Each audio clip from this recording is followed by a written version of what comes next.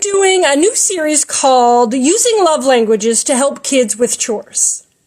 Number 1, service. It would be really helpful if you turned your socks right side in before putting them in the hamper. Number 2, quality time. It would be so much quicker if you put your clothes in the hamper, and quicker laundry means more time together. Number 3, gifts. Do you know how much change I find in the laundry? Come on over and help and we'll split it. Number 4, touch. Hey, let's slam dunk the laundry in the washer and dryer and give high fives when we get it in, and maybe even a touchdown dance.